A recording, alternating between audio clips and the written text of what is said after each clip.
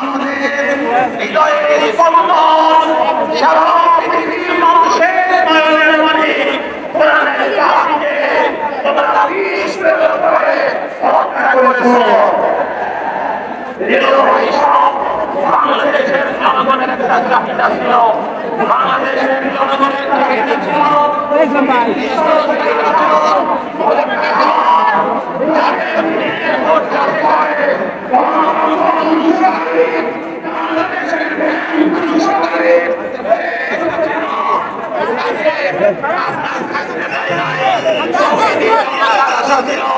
আমরা আমাদের সাহিত্যের কমিতে ওয়াজ শুনবো, কিন্তু হতে চাই নাই। আমরা সেখানে বলতে চাই রক্ত যাবে না বাংলাদেশে। এই দেশের তৌহিদি জনতা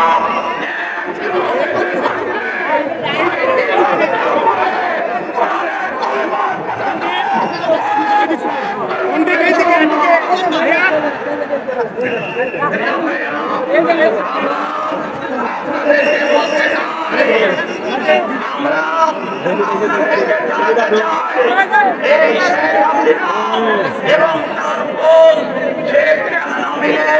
তাদের দলের মন্ত্রী এমপি, তাদের দলের আপনার সচিব সহ ব্যবসায়ীরা, সালমানে রহমান এসালমরা সহ বাংলাদেশ আপনার ইসলামী ব্যাংক ধ্বংস করেছে।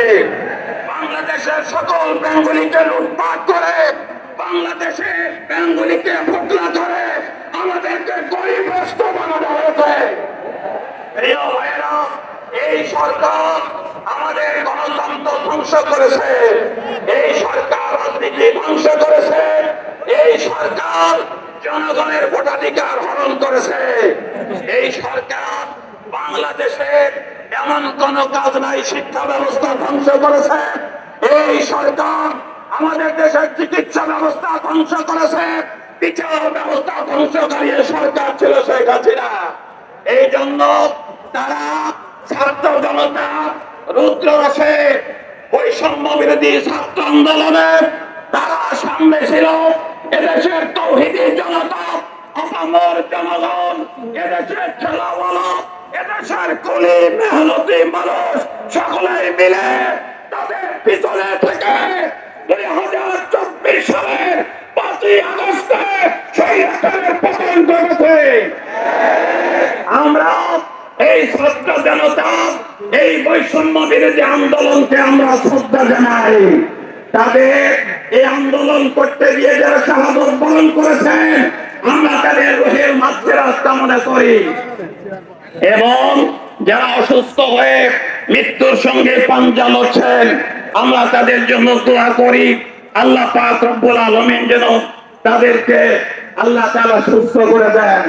প্রিয় পাবনাবাসী, আমি আপনাদেরকে যেটা বলতে চাই সেটা হলো, দিল্লিতে বসে শেখ হাসিনা আবার নাকি ষড়যন্ত্র করছে বাংলাদেশে বিভিন্ন ভাবে, বিভিন্ন সাজে। তারা আমার ষড়যন্ত্র করে আমার বাংলাদেশের রাজনীতিকে উত্তপ্ত করতে চায়। এদেশে আবারও হানাহানি, এদেশকে আবার গরিব বানানোর ষড়যন্ত্র করছে। আমরা পাবনার পক্ষ থেকে, পাবনা জামাতের পক্ষ থেকে তাদের জানিয়ে দিতে চাই, পাবনাবাসীর বুকে এক ফোঁটা তাজা রক্ত থাকতেও তোমাদের ষড়যন্ত্র আমরা বাস্তবায়ন হতে দেব না, দেব না, দেব না। প্রিয় ভাই সাহেব, প্রিয় ভাই সাহেব, আমরা আমাদের বুকে তাজা রক্ত থাকতেও আমরা তাদের ষড়যন্ত্র বাস্তবায়ন হতে দেব না। আমি আমার বক্তব্যে শেষ প্রান্তে সে বলতে চাই, বাংলাদেশের জনগণ জামাত ইসলামীর আমির ডাক্তার শফিকুর রহমানের দিকে চেয়ে আছেন, আপনাদের দিকে চেয়ে আছেন। বাংলাদেশের জনগণ যদি চায় জামাত ইসলামী ক্ষমতায় আসুক, তাহলে কি আপনারা বাংলাদেশের এই দেশের নিরাপত্তা, অর্থনৈতিক নিরাপত্তা, রাজনৈতিক নিরাপত্তা, সামাজিক নিরাপত্তা দিতে পারবেন? ইনশাআল্লাহ। যদি আপনারা পারেন, 2 হাত তুলে দেখাতে হবে আমরা পারবো।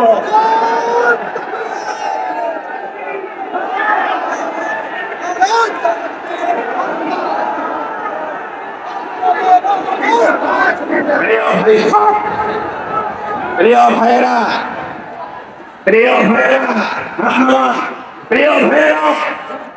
আমরা আপনাদেরকে বলতে চাই, যদি পাবনাতে এবং বাংলাদেশে জামাত ইসলামী বাস্তবায়ন করতে হয়, তাহলে আপনাদেরকে আজকে থেকে দাওয়াতি কাজ সম্প্রসারণ করতে রাজি আছেন তো সকলে? আমরা দাওয়াতি কাজ করবো ইনশাআল্লাহ। বাংলাদেশের জমিনে পাবনার জমিন হবে জামাতের ঘাঁটি। পাবনার জমিন থেকে বাংলাদেশে ইসলামের আওয়াজ উঠবে ইনশাআল্লাহ। আল্লাহ তাআলার কাছে আপনাদের হাত তোলার কারণে আল্লাহর কাছে আবেদন জানাই, আল্লাহ তুমি পাবনার জমিনকে জামাতের ঘাঁটি বানিয়ে দাও।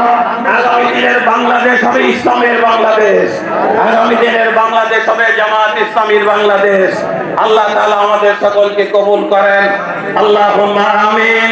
ওয়া আখিরু দাওয়ানা আনিল হামদুলিল্লাহি রাব্বিল আলামিন। আসসালামু আলাইকুম ওয়া রাহমাতুল্লাহি ওয়া বারাকাতুহু।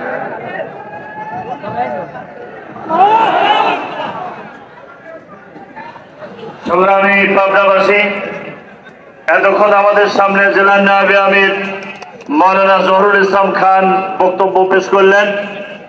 সালাতুল আসরের ব্যাপারে স্বেচ্ছাসেবকদের যে ঘোষণা আগে দেওয়া আছে সেটা আপনারা গ্রুপ ভিত্তিক আমল করবেন।